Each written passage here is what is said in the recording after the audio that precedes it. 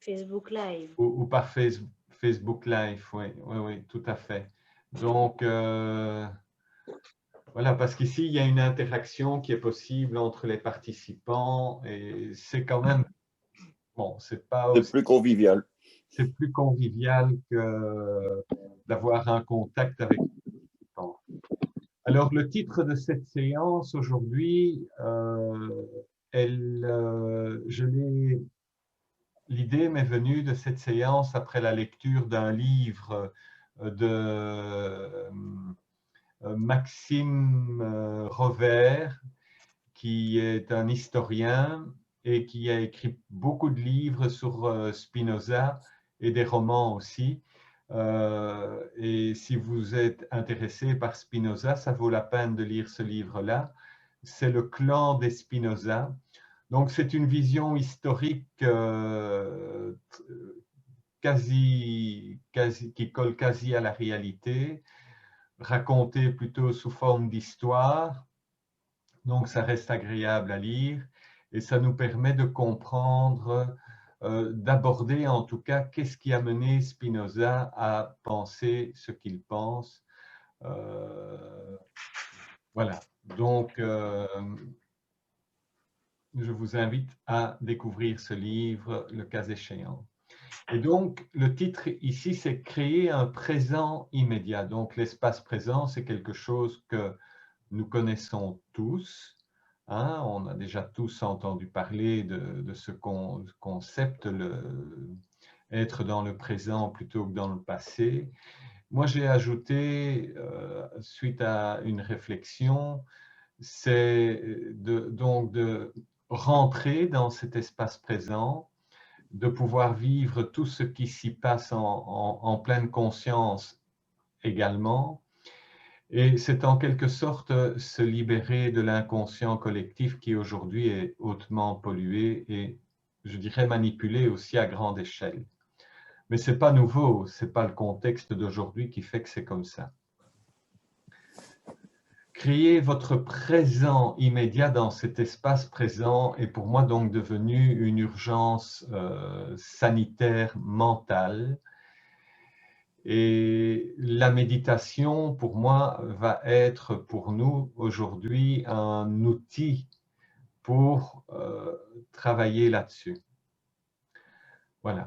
Alors, on va s'installer confortablement. J'ai mon petit guide à droite sur mon écran parce que j'ai écrit un texte dont je ne veux pas oublier certaines phrases quand même. Voilà. Alors, ce qui est important, c'est que tu sois installé confortablement, que tu essayes d'avoir une belle verticalité, hein, que tu vois bien, je dirais que tu es bien installé, bien posé dans ta posture, que tout est bien confortable et tu prends le temps, on peut prendre le temps ensemble, quelques minutes, je dirais, pour laisser le corps se poser et laisser glisser les paupières sur les yeux. Alors, dans la pratique de la méditation que tu peux faire parfois seul, tu peux aussi le faire avec une bougie ou alors un petit objet que tu trouves agréable sur lequel tu peux te concentrer, qui va être un support à la concentration. Bien évidemment, dans cette position, tu penses aussi à ta respiration. C'est vraiment d'être en symbiose avec cette respiration, l'écoute de cette respiration et la concentration qui se fait si tu as les yeux fermés sur ta respiration et sur l'objet si tu as choisi un objet extérieur. Donc, inspirer, expirer, bien ressentir ton corps.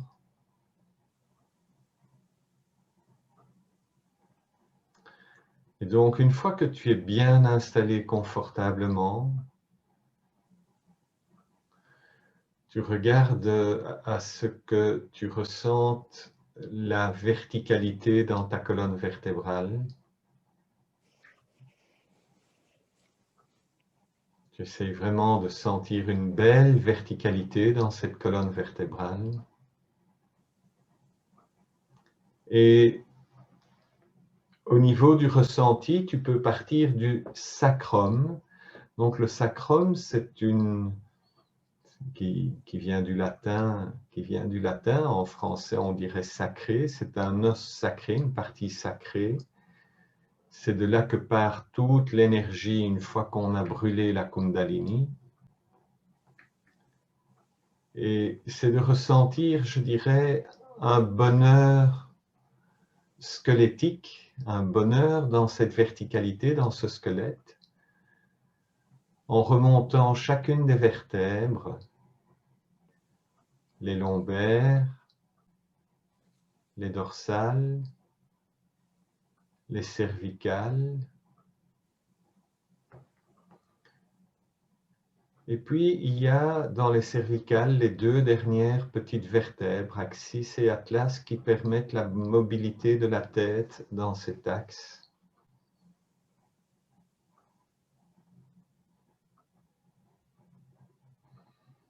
Inspirez, expirez. Tu imagines que chaque partie de ta colonne est un étage, un petit étage, et que il faut juste repositionner cette colonne dans un axe qui te permet de trouver du confort à tous les niveaux de tes vertèbres, à tous les niveaux de cette colonne. Et juste de laisser le buste trouver son confort aussi dans cette position, de pouvoir sentir les épaules, la nuque, le creux lombaire. Donc c'est de pouvoir vraiment rentrer bien évidemment dans ce corps, mais de sentir que tu ressens un certain bonheur à être installé confortablement dans cette position. Dès que tu rentres avec ton esprit dans le corps. Et puis tes pieds sont à plat sur le sol. Et je t'invite à visualiser des petites racines, par exemple, qui pourraient pousser et te permettre de trouver un bon ancrage dans ta posture. L'équilibre de ta posture dépend de ta position. Et donc, c'est à toi de trouver dans ton corps la position idéale pour que tu trouves du confort dans cet ancrage. Et petit à petit, au fil des respirations, il y a une stabilité qui s'installe.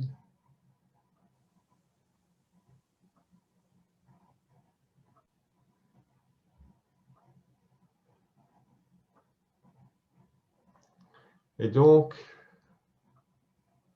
au début de chaque méditation, c'est de trouver l'ancrage et la stabilité et le confort dans la posture que tu prends.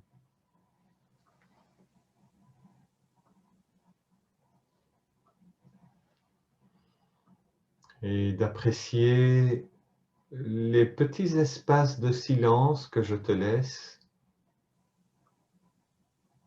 entre les mots, entre les respirations, entre les micro-mouvements du corps qui progressivement se se relâche dans cette posture. Bien inspirer et bien expirer. Et peut-être que tu ressens cette énergie de connexion à la Terre, ces petites racines virtuelles qui te permettent de stabiliser ta position. Peut-être que tu ressens cela ou pas. Ce n'est pas un objectif. Il n'y a pas d'objectif. C'est juste voir ce qui se passe maintenant, alors que nous sommes ici réunis.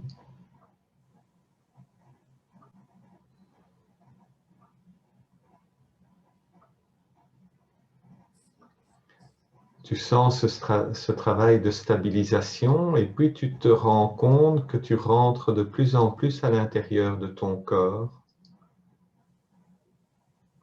et que tu peux ressentir dans cette posture tes orteils,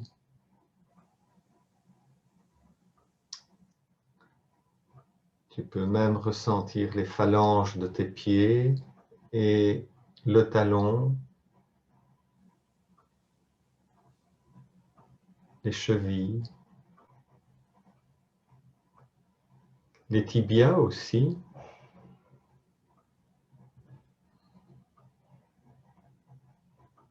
Et puis les genoux.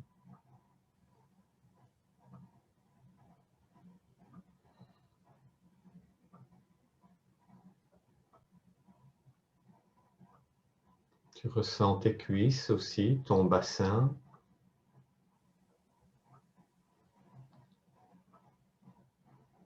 Si le siège sur lequel tu es posé est plus ou moins dur, tu vas peut-être ressentir aussi les ischions, la petite pointe des ailes iliaques. En fait, tout ton corps est vivant, tout ça, dans cet espace présent, tout est vivant. Et puis, tu remontes le long de ta colonne et un peu plus haut, tu as la tache des côtes. Et puis, tu as les épaules, l'articulation qui permet aux épaules de bouger, l'articulation du cou, de la nuque, les coudes, les poignets, l'articulation des doigts de la main.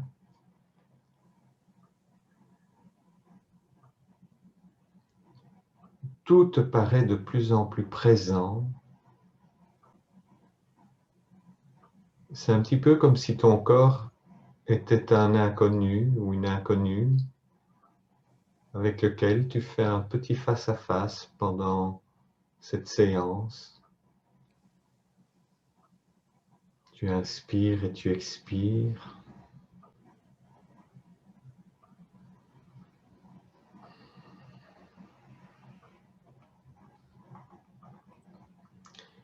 Il y a une forme d'unité qui s'installe aussi.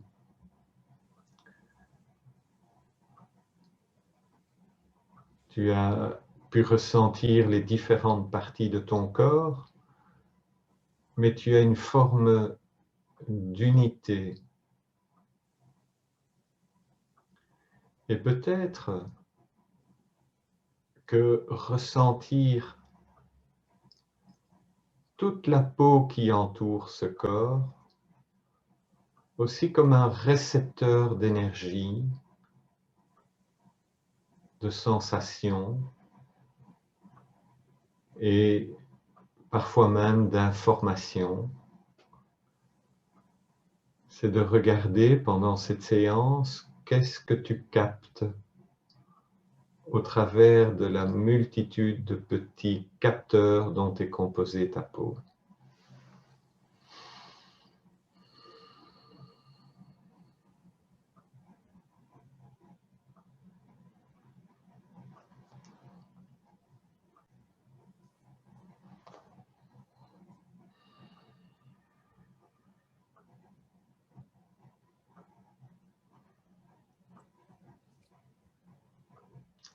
Tu sens là que maintenant ton corps se détend progressivement.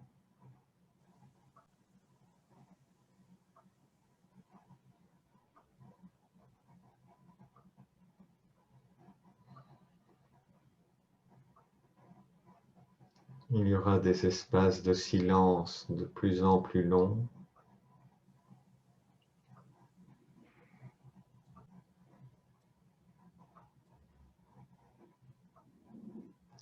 Et en même temps, ce silence sera accompagné de ta respiration, de la vibration de cette respiration, de la nécessité de respirer.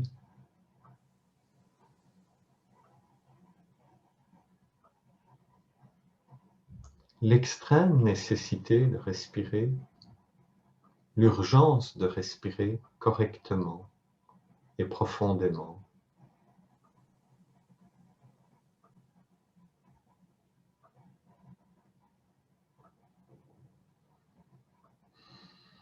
On a souvent tendance à oublier cette respiration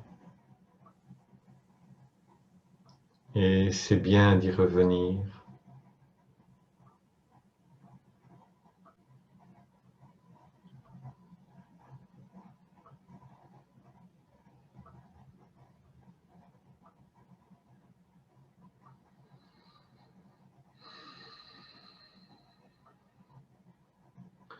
Progressivement, tu commences aussi à percevoir de plus en plus le mouvement de cette respiration dans le ventre.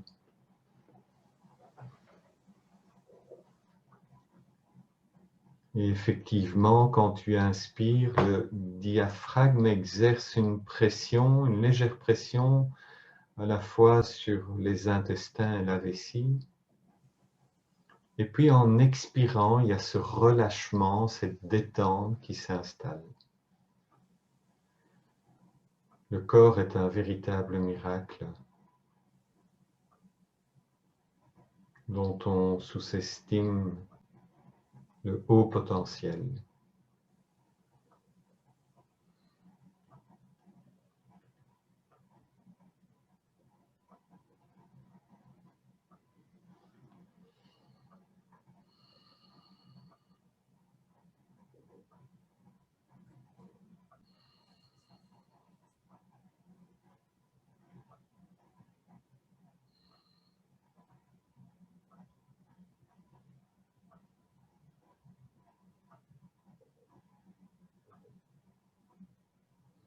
Et donc tout le travail que l'on fait ici, c'est vraiment de réunir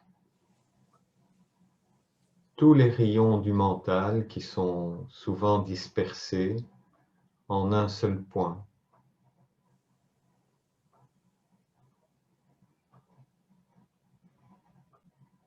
Rien ne peut te distraire maintenant.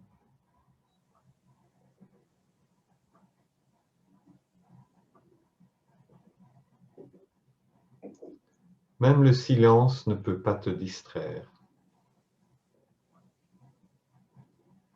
Même le vent ne peut pas te distraire.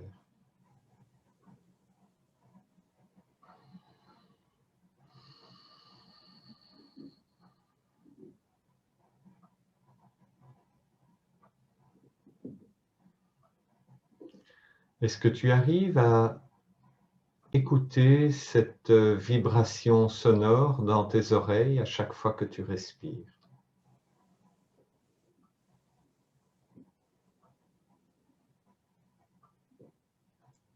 Tu imagines une balade, une promenade intérieure, une belle visite chez toi dans ton domaine personnel.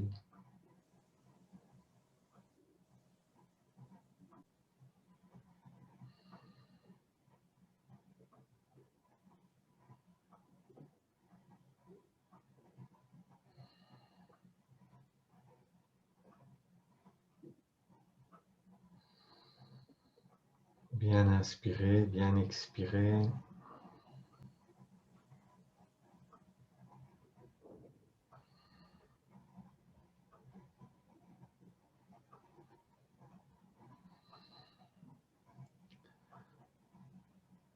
Maintenant, on va faire un petit soin ensemble énergétique. Et pour cela, on va utiliser les mains. On n'a pas besoin des yeux pour ce travail.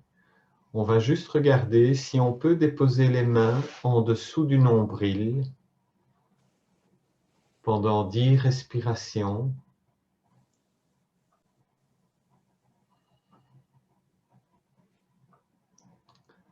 On est sur le premier et le deuxième chakra, plutôt sur le deuxième chakra.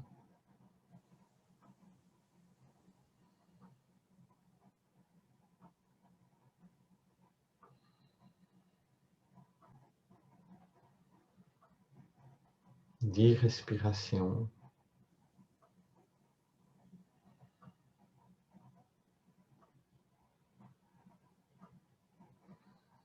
On est un petit peu à cheval sur le premier et le deuxième chakra, chakra de l'ancrage, chakra de la créativité et de l'amour.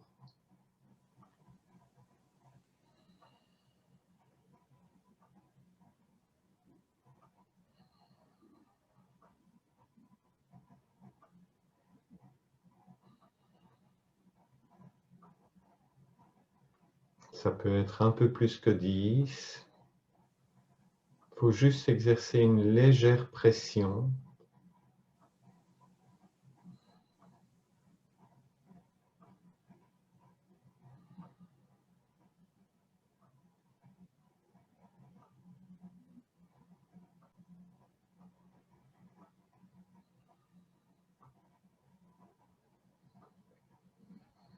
Et puis, avec une bonne expiration, on va relâcher les mains avant de les reposer.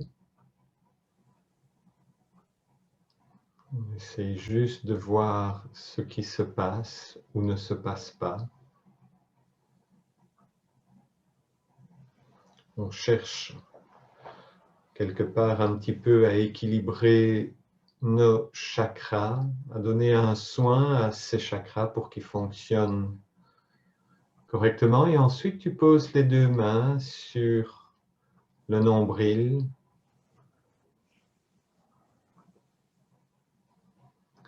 Et tu regardes pour simplement sentir ton nombril. C'est la zone du deuxième et troisième chakra, à la fois de l'amour, de la créativité et des émotions.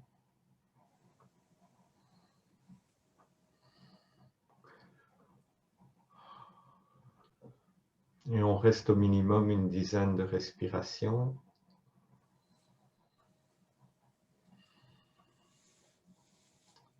En même temps que le corps se lâche, se relâche. La détente s'installe et pénètre ton corps. C'est vraiment, tu as l'impression qu'il y a quelque chose qui se transforme à l'intérieur de toi.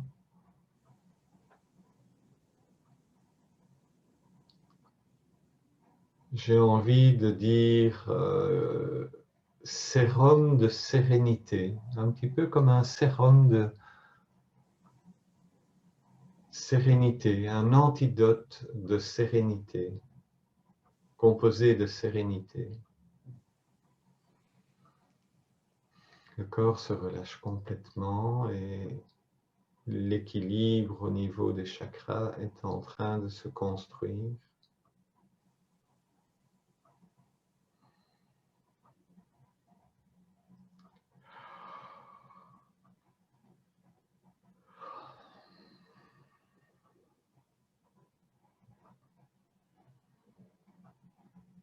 Alors peut-être qu'aujourd'hui, ces chakras ne vont pas te parler ou ça ne va juste faire un petit peu de bien de sentir la chaleur de tes mains. Mais si tu répètes l'exercice, ça peut avoir un effet, je dirais, bénéfique sur ta stabilité et ta verticalité.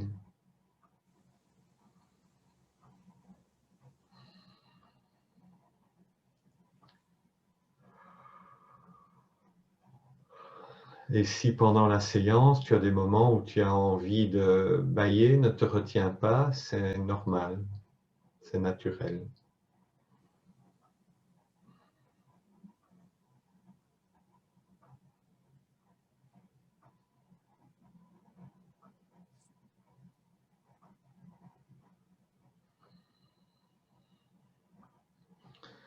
On essaye en même temps, vu la position des mains, de relâcher malgré tout les épaules, parce qu'il y a un petit effort dans les épaules.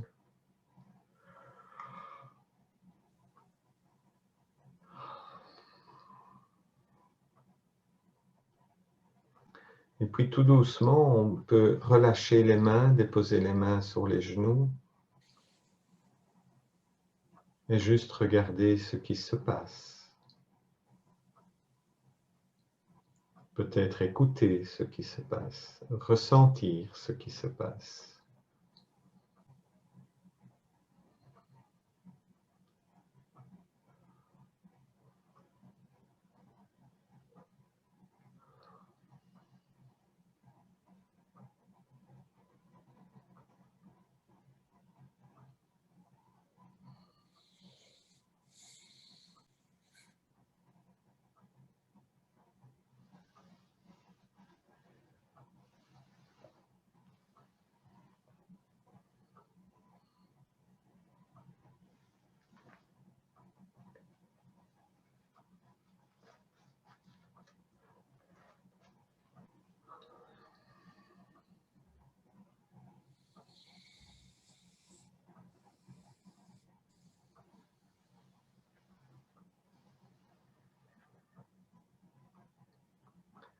Il se peut aussi que par moments, tu ressentes des frissons dans le corps. Observe et prends note de ce qui se passe. Un bâillement, un frisson, le bout du nez qui gratte ou... C'est pas un problème tout ça.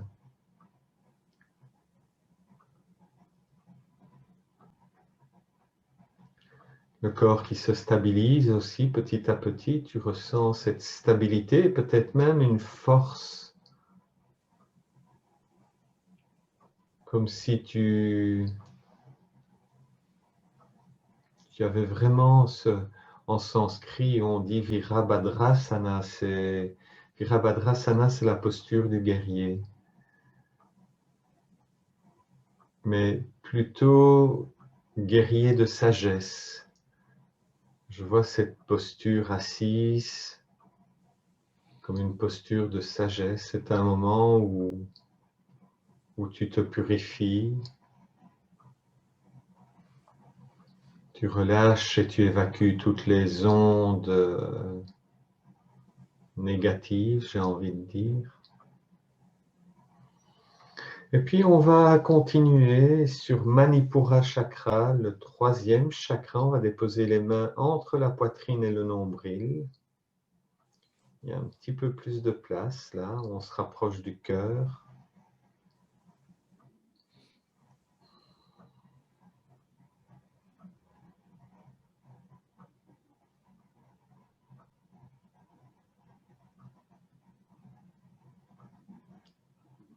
En ce qui me concerne, je sens chez moi que ça travaille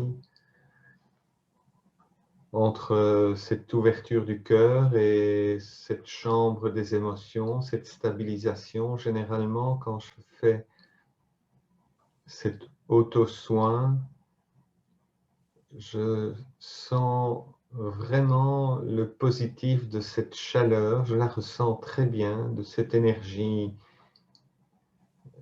je dirais universelle, qui est là à notre disposition, je la ressens bien.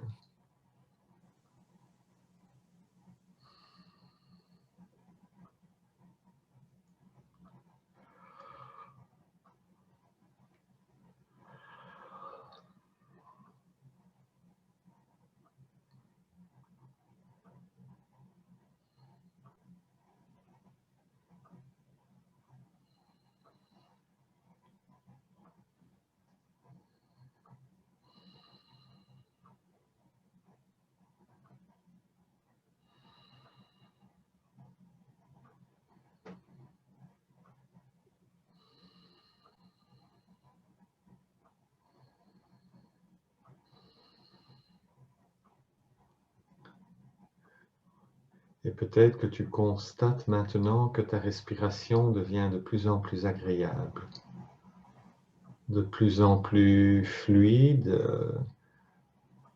Le taux vibratoire de ta respiration est en train de monter. Et du reste de ton corps aussi, ton taux de réceptivité vibratoire augmente petit à petit.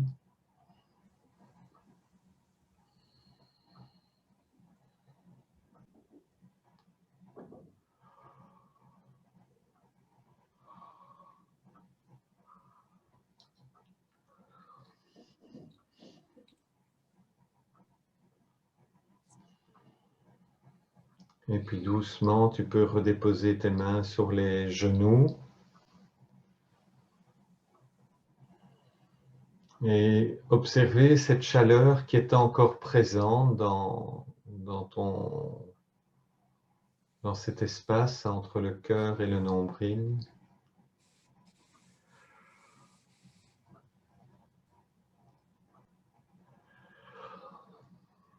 Hmm.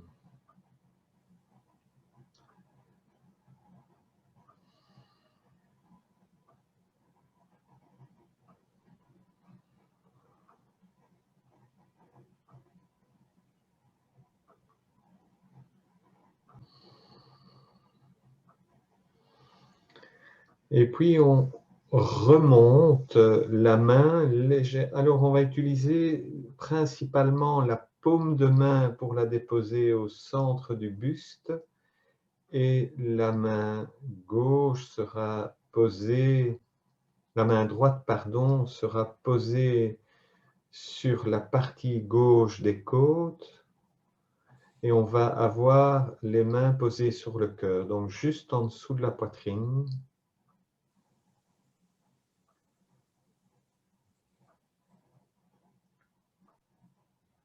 Et là, on est sur la zone du chakra du cœur.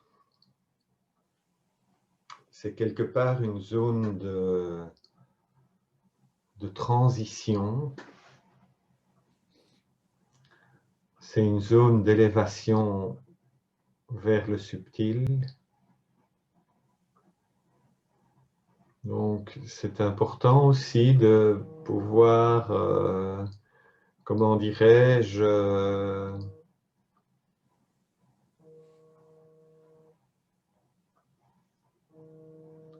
arriver à équilibrer, arriver à la transition de la matière vers le subtil. Quand on médite régulièrement, on sent ce cheminement où on se détache de plus en plus des biens matériels.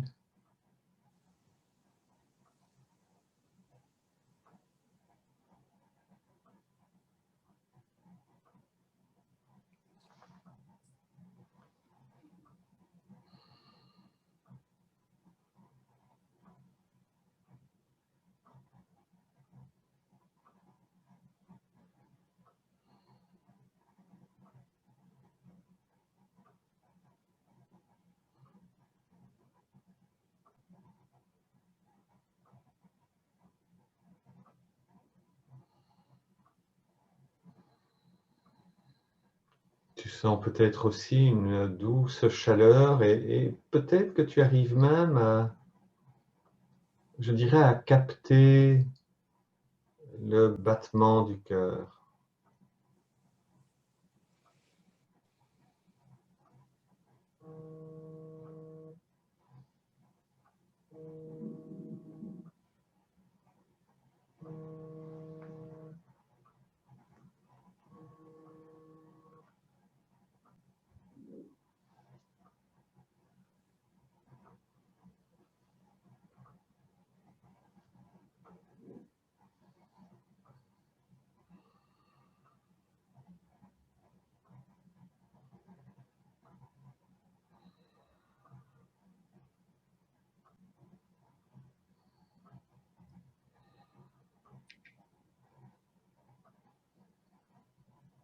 Et ensuite, tu vas relâcher les mains sur les genoux.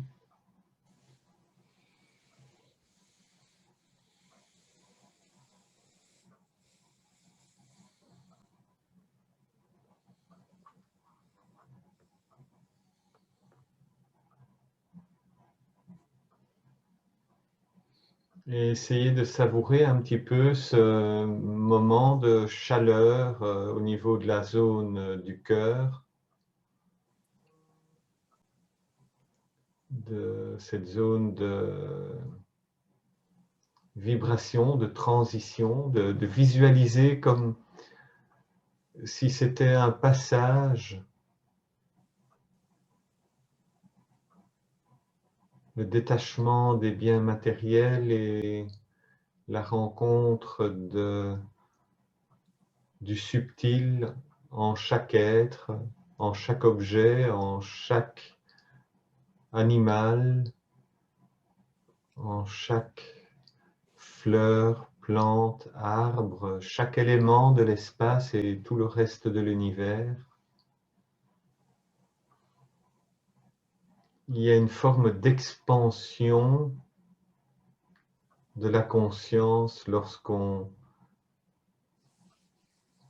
commence à se libérer des biens matériels.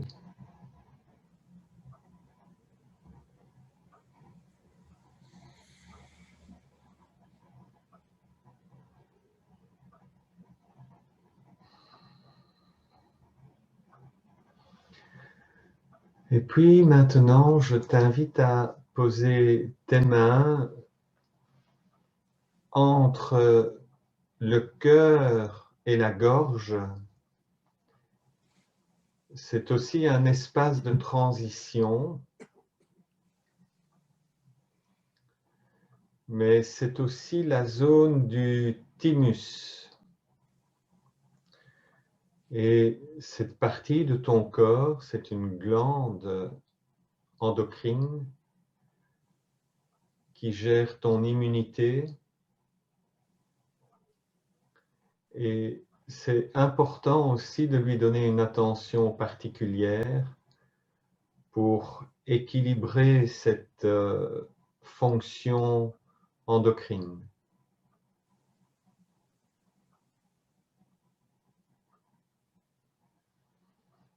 Et trouve la position la plus confortable pour faire ça.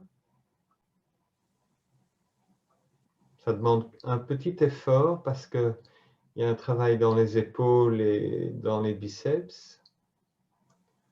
Mais tu sens très rapidement la chaleur dans cette paume de main.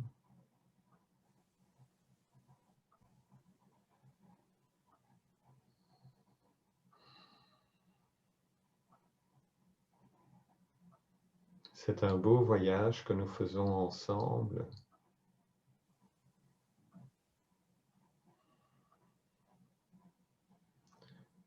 Et ce petit protocole, tu peux le refaire assez facilement chez toi, régulièrement. Tu peux mettre un petit peu de musique classique ou de musique douce. Mais le silence est préférable parce que la musique vient de l'extérieur, même si c'est une création du cœur et de l'âme. Voilà, et puis doucement, tu peux relâcher de nouveau tes mains sur les genoux.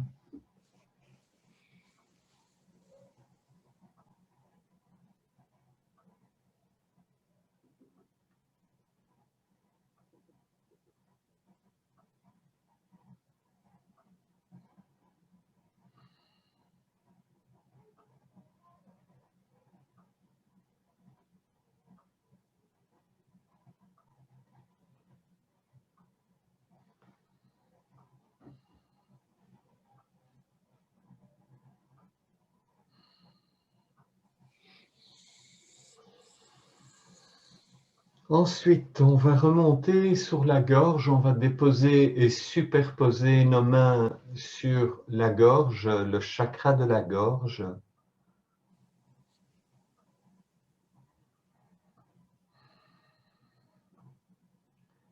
qui est lié au vent, à l'air qu'on respire, la respiration.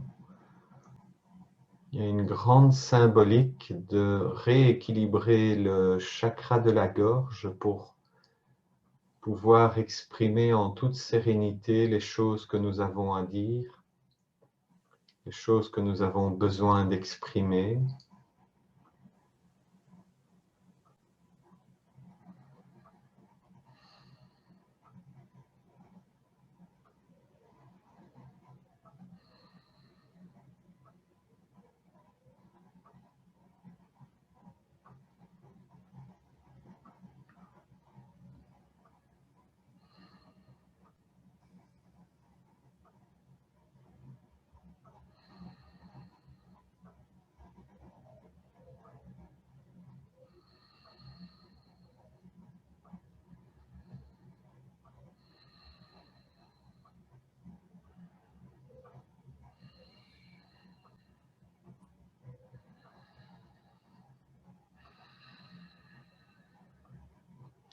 Et ensuite, tout doucement, tu peux relâcher les mains sur les genoux.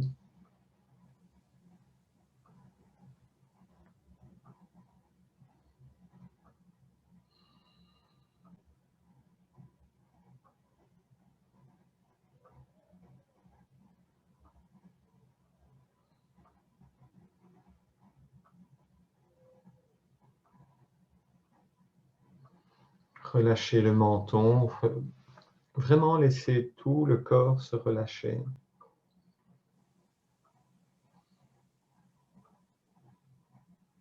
En fait, méditer, ce n'est pas rien faire, c'est de quitter peut-être cet état de faire pour juste être, et cela demande un travail, un petit peu de travail.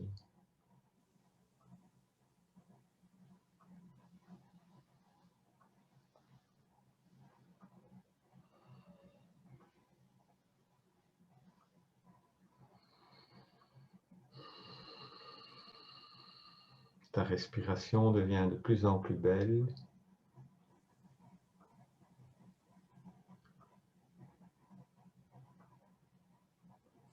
Ça ressemble parfois à un moment que tu peux passer dans un espace vert, une forêt, un parc ou un jardin.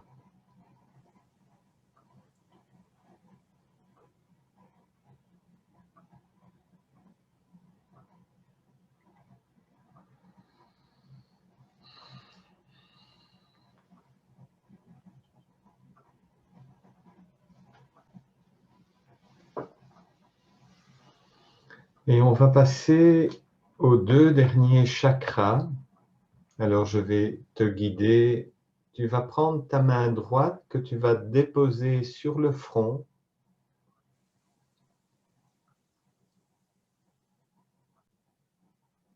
Sur la zone de la glande pinéale, ce qu'on appelle le troisième œil. Et la main gauche, tu peux la déposer sur le sommet du crâne, au niveau de ce petit trou que nous avions d'ailleurs étant bébé. Là, je pense que ça s'appelle la fontanelle. Et on reste quelques minutes dans cette position.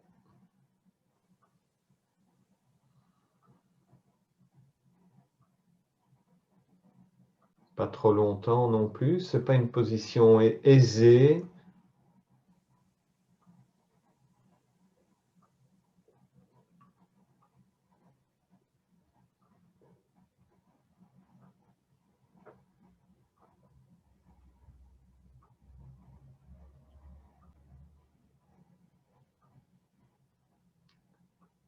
Et donc, avec ce petit protocole, on ne peut pas faire autre chose que d'être dans cet espace du présent,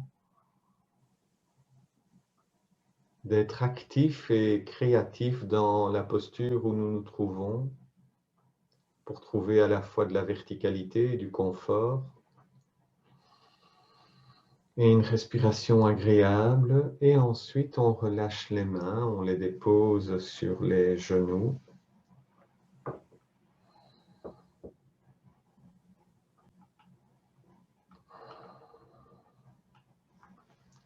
On profite un petit moment de silence encore pour vraiment être bien là, savourer ce que l'on ressent.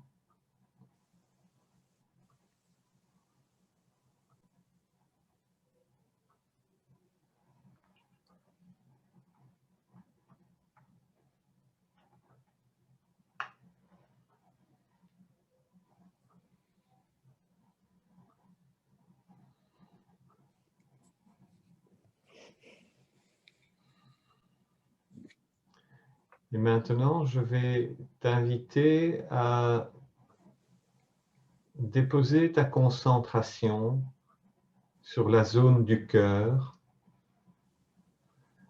de la symbolique qu'elle a pour toi aussi, cette zone. C'est d'arriver à trouver ta propre symbolique et peut-être de ressentir toi aussi que c'est un passage effectivement de la matière vers le subtil. C'est vraiment une zone de transition et c'est de visualiser ce passage, peut-être de visualiser un chemin devant toi, un tunnel.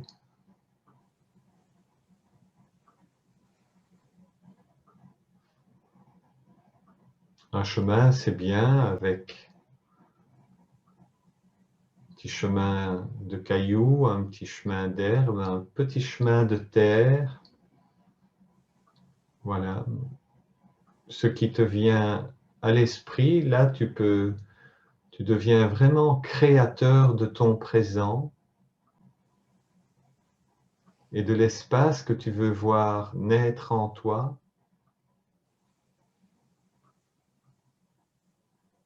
J'aime beaucoup cette image qui m'est venue de la graine que tu plantes dans la terre. Et ici, c'est peut-être une petite graine, la graine de la méditation que tu plantes dans ton cœur.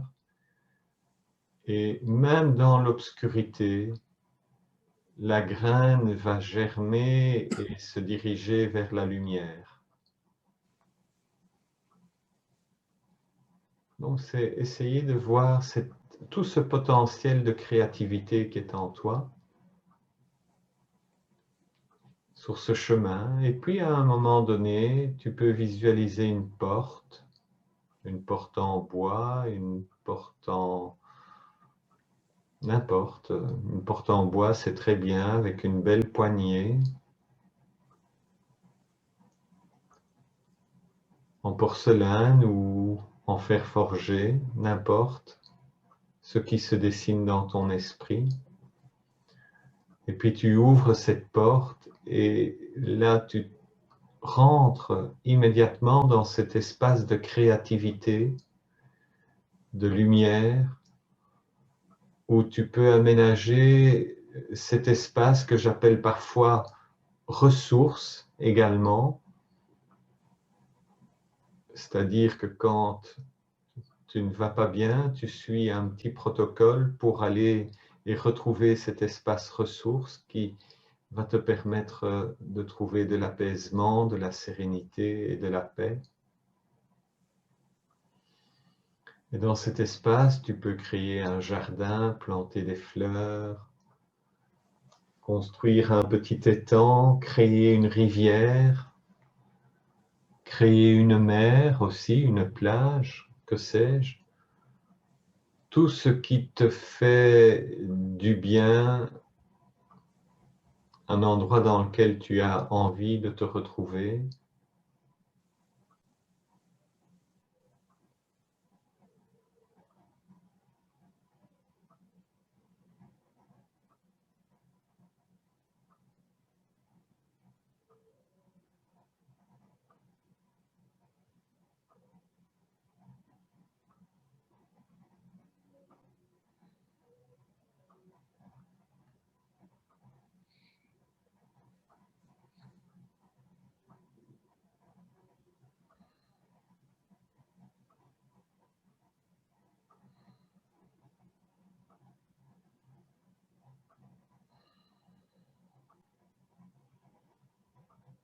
Bien inspirer, bien expirer.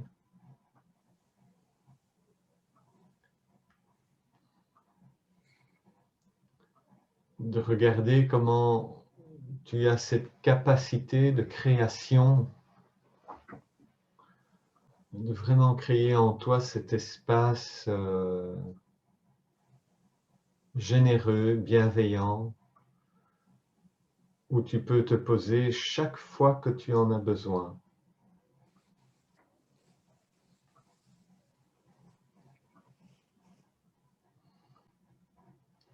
Et toute cette démarche est vraiment une démarche de purification, de concentration. La concentration mène à la purification et élimine les tentations de dispersion des rayons du mental.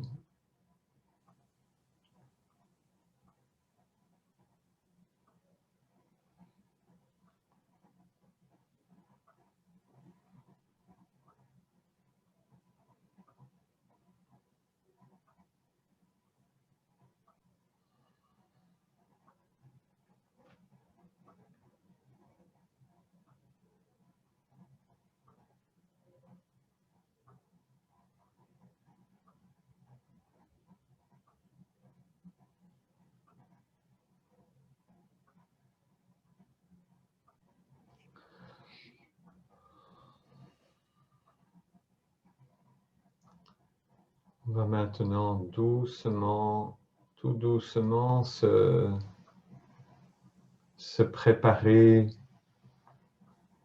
au chemin du retour. On va encore faire, pour terminer cette séance, quelques étirements sur la chaise. Et pour ceux qui veulent quelques minutes de partage, il n'y a pas de problème, on pourra relancer nos micros après. Et donc, les premiers étirements que tu peux faire, c'est tirer les coudes vers l'arrière et regarder vers le ciel, vers le plafond. Et puis ensuite, tu tends les bras vers l'avant, bien tirer les bras vers l'avant et arrondir le dos. Et on refait cela une deuxième fois, on tire les coudes vers l'arrière, on avance le sternum, on accentue un petit peu la cambrure du dos, et puis on étire les bras vers l'avant. Ça, c'est des petites choses que tu peux faire le matin quand tu te lèves, des petits étirements sur le bord de ton lit. Et ensuite, en inspirant, tu lèves les bras vers le ciel. Et puis tu relâches les bras. Et encore une fois, inspirez. On s'étire vraiment avec comme on peut et on relâche. Et puis, encore une fois, on s'étire bien. Et ça fait du bien. Et puis, on relâche. Et puis, on lève le bras droit. Et on va un petit peu étirer le flanc droit. On se bascule vers la gauche. Et on peut un petit peu bouger le bras dans l'espace aussi pour sentir l'étirement plus en profondeur. Et puis on relâche et on change de côté.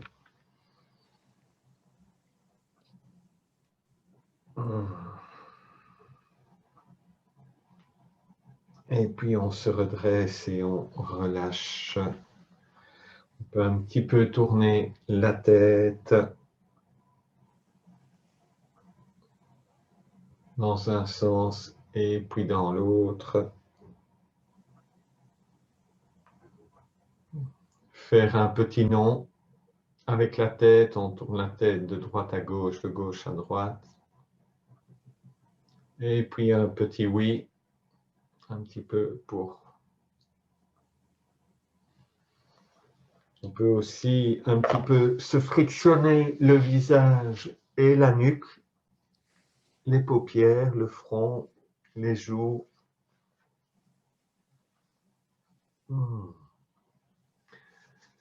Voilà, voilà, voilà, voilà.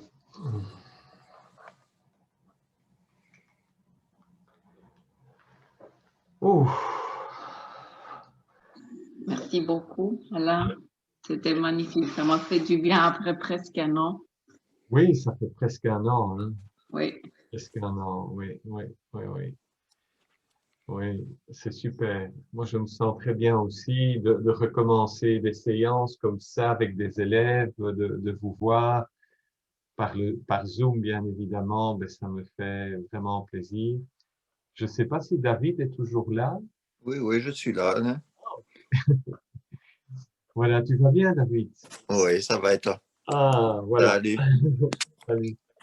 En tout cas, j'espère que ça vous a fait du bien. Et puis, il y a des petites choses que vous pouvez récupérer comme vous, le petit protocole sur les chakras, c'est pas très compliqué à faire.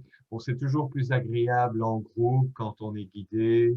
Il y a quand même, on sent que même par l'image, il y a une connexion qui se fait. Oui, parce qu'indirectement, même si tu es concentré sur quelque chose, il y a des moments où tu regardes la tablette, donc je te vois faire les choses. C'est Voilà. différent que de le faire soi-même, quoi. Oui, oui, tout à fait. Il y a une aide, il y a un esprit d'équipe en même temps. Oui, il y a une espèce de suivi que tu n'as pas et que tu parviens pas à faire sinon. Non, Enfin, moi en tout cas, parce que tu connais mon problème, j'ai très difficile à me concentrer. Mon ouais, esprit part toujours. ouais. C'est ce qu'on appelle les rayons du mental. Je trouve que c'est une très belle image de Sivananda. Euh, donc, Alors, moi, j'avais fait un dessin avec un petit bonhomme et tous des fils qui partaient dans tous les sens.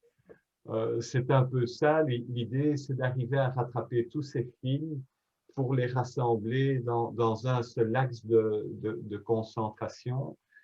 Et ça demande effectivement à la fois de la pratique et du soutien.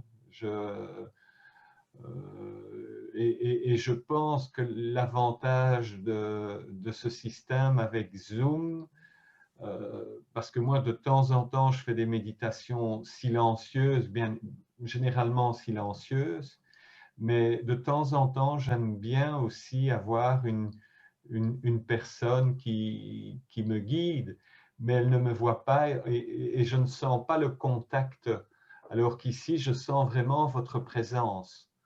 Donc, d'abord parce que je vous connais aussi, Bah oui, oui. ça c'est déjà une chose, et puis aussi parce que je pense qu'on est des êtres connectés. On n'est pas connecté avec tout le monde, mais il y a des groupes de personnes qui sont, je dirais, connectées entre elles.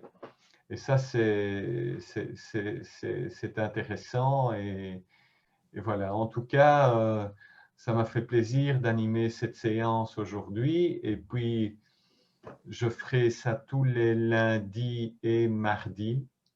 Et alors, Et- vous l'avez vu, je ferai aussi des séances de yoga guidées à la voix le mercredi soir à 6h30.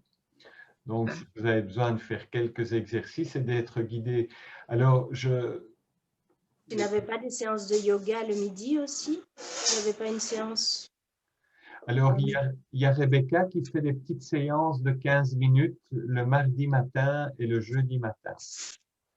Ah ouais. Ça, c'est sur Facebook. Ça, c'est sur Facebook. Mais je n'ai pas encore programmé de séance. J'essaye, alors ce que j'essaye de faire maintenant, c'est de reprendre contact avec les élèves et oui, de reprendre contact avec les élèves pour pouvoir, comment dirais-je, Organiser des choses. organiser les choses et organiser un petit peu plus de séances aussi, en sachant que une séance faite par Internet, c'est un petit peu plus compliqué à mettre en place. Alors la méditation, bien évidemment, moi je prépare, toutes mes méditations sont préparées et j'espère d'ici la fin de l'année programmer l'édition d'un premier recueil des, des 100 premières méditations avec des conseils philosophiques, des réflexions et des conseils où vous pouvez vous enregistrer vous-même aussi éventuellement et vous réécouter. Moi, je fais ça aussi. Parfois, je m'enregistre et je me réécoute. Ça fonctionne aussi. Parce que dans la méditation, il y a effectivement la partie pratique de la méditation en elle-même, mais il y a aussi la partie étude qui est importante. Et donc, la réflexion philosophique, en tout cas, la dissertation philosophique, j'aime bien utiliser le terme de dissertation philosophique, c'est-à-dire que s'il y a un sujet qui te préoccupe, ben tu peux écrire dessus. Moi, j'écris depuis tout petit parce que j'avais depuis tout petit des choses qui me préoccupaient. Et c'est aussi un bon moyen de purifier l'espace mental par le biais de l'écriture. Alors, souvenez-vous, vous avez peut-être eu ça, étant plus jeune ou ado, un journal, non? Ouais, un journal intime, comme on disait. Oui, j'ai vu ça. Oui, oui, oui, voilà. Ben moi, je suis en train de vider mon grenier et j'ai retrouvé plein de vieux carnets de quand j'étais plus jeune. Enfin, voilà. Alain, j'ai une question. Oui. Ah bon, si, mais vas-y, je t'en prie. Non, non, je t'écoute. Donc, moi, je voulais te demander si c'est vraiment très mauvais de méditer en position allongée. Parce que moi, aujourd'hui, j'ai eu vraiment du mal à trouver ma position. Après un an, j'avais mal partout. Tandis que la méditation en position allongée, je la pratique assez souvent, même le soir avant de m'endormir. Et surtout depuis que j'ai développé une passion pour Greg Braden. Donc, mon exercice préféré, c'est celui avec les mains sur le cœur, donc la respiration. Donc ça, je fais le soir au lit, mais aujourd'hui, j'ai vraiment eu du mal à rester très longtemps en position assise. Oui, c'était long. C'était long. Est-ce qu'il faut vraiment avoir la verticalité pour la méditation ou Alors, donc, la posture allongée est plutôt une posture de relaxation. Donc, si tu veux, l'effort n'est pas le même que quand on est assis. D'ailleurs, tu l'as dit toi-même, ça demande un effort. Et en fait, c'est cet effort que tu rencontres dans la posture assise. Hein. C'est vraiment un effort que tu rencontres. Maintenant, moi, dans les séances physiques, si tu veux, au studio, il y avait des personnes qui, à un moment donné, s'allongeaient, bien évidemment. Et moi, je ne vais pas interdire, je ne suis pas un fanatique hindou, bien que du contraire. Pour moi, chacun doit trouver son chemin, son cheminement, si tu veux, dans la démarche. La difficulté de la posture assise nous confronte finalement aux événements de la vie de tous les jours dans lesquels on ne peut pas stabiliser notre posture. Je ne sais pas si tu comprends ce que je veux dire. On a tous des situations ou des contextes qui font que on n'a aucune endurance. On n'a aucune endurance au regard des événements extérieurs. Et donc, le fait de travailler la posture assise te donne, je dirais, c'est un entraînement. Voilà. J'ai envie de dire que c'est un entraînement qui te permet finalement d'aller de l'avant. Mais si durant une séance, tu sens que tu as besoin de t'allonger, il faut t'allonger. Le but, c'est pas non plus que ça devienne une séance de torture. Tu vois? Okay. Hein? Moi, je ne suis pas du tout là-dedans. Hein. Tu vois, j'ai un médecin qui m'a fait le test Covid. J'avais la trouille de faire ce test hein, parce que comme je suis parti à l'étranger, et puis je lui dis, il me met son coton et je dis, ah, c'est super agréable, j'ai rien senti. Voilà. Et moi, j'avais la petite amie d'un copain qui est infirmière, et l'infirmière disait, ça doit faire mal, ça doit faire mal. Il y a des profs de yoga qui disent ça aussi, que dans ta posture de yoga, ça doit faire mal, ça doit faire mal. Mais ces gens sont à côté de la plaque. J'ai remis quelqu'un à sa place en Espagne qui avait fait 1 mois de formation en Inde de yoga qui me sortait ce genre de truc. Une gamine de 30 ans qui vient me dire, qui a fait 1 mois de cours et qui vient me dire il faut souffrir dans la posture, etc. Non, nous ne sommes pas sur cette terre pour souffrir. On rencontre la souffrance et ceci est un enseignement pour nous apprendre à ne pas nous identifier à cette souffrance. Mais tout ça, c'est de l'endurance. C'est vraiment de l'endurance. Hein? Voilà, je ne sais pas si ça répond. Lisiane? Non, merci. Je vais essayer de tenir le coup plus longtemps. Voilà. Mais pour moi, c'était aussi la première fois que j'ai fait 1 heure de méditation. Oui, Parce qu'avant, je suivais les cours de yoga et une fois, on a fait la méditation pendant 20 minutes. Mais c'était le maximum que j'ai réussi à faire. Donc, je vais essayer à m'y oui, mettre plus mais longtemps. voilà. Écoute, Moi, j'ai envie de rebondir sur ce que tu dis. Je ne sais pas ton prénom. Cosmina. Cosmina. Parce que moi aussi, j'avais très mal au dos au début.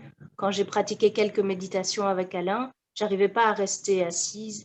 Et mon ostéopathe m'a conseillé de mettre un livre ou quelque chose sous les fesses. Et donc là, j'ai mis un petit mousse comme ça. Et bon, je m'appuie un peu sur mon canapé avec le dos, mais au moins j'arrive à rester. Oui. J'ai réussi à rester 1 heure. C'est la première fois que je. Oui, ça, c'est le canapé, c'est une bonne idée. Mais moi, le coussin, je l'ai tourné dans tous les sens aujourd'hui.